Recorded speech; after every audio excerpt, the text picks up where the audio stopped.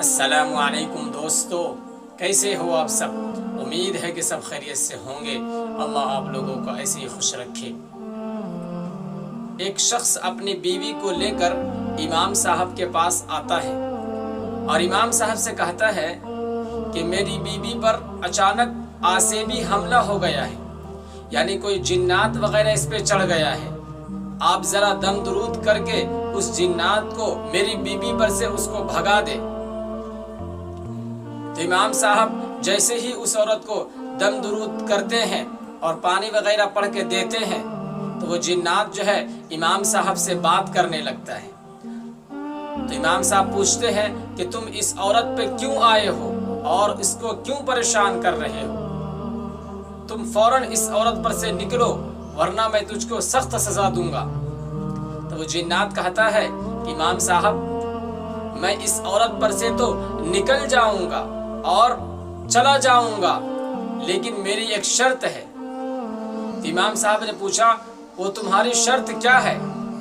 تو جنات کہنے لگا کہ میں اس عورت پر سے نکل کر میں اس کے شوہر پر سوار ہو جاؤں گا، یعنی اس کے شوہر کو پریشان کروں گا۔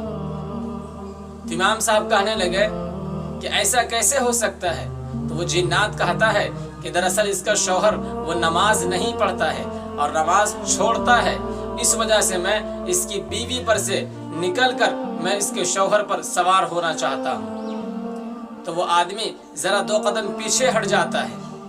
تو امام صاحب کہتے ہیں کہ تم ایسا کرو، تم اس پر سوار مت ہونا بلکہ تم اس کے کسی گھر کے قریب ہی رہنا، جب یہ نماز نہ پڑھے تب تم اس پر سوار ہو جانا۔ تو وہ جنات اس کی بیوی پر سے نکل جاتی ہے اور وہ دونوں میاں بیوی چلے جاتے ہیں۔ کچھ دنوں کے بعد اس عورت کا فون آتا ہے امام صاحب کے پاس اور کہتے ہیں کہ امام صاحب اب میرا شوہر نہ تو نماز چھوڑتا ہے بلکہ یہ صف اول میں ہی نماز پڑھتا ہے اور سب سے پہلے مسجد کا دروازہ جو ہے یہی کھولتا ہے اور اذان وغیرہ بھی یہی دیتا ہے۔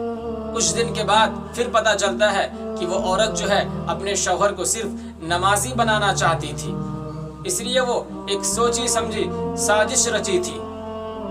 میری ماؤں اور بہنوں، تم بھی اس سازش کو اور تم بھی اس واقعے کو اپنے شوہر کے اوپر آزما کر دیکھو اور اس کو نمازی بنانے کی انتھک کوشش کرتے رہو۔ انشاءاللہ تعالی وہ آپ کی کوشش سے ضرور ایک دن نمازی بن جائے گا اور وہ بھی نماز پڑھنے لگے گا۔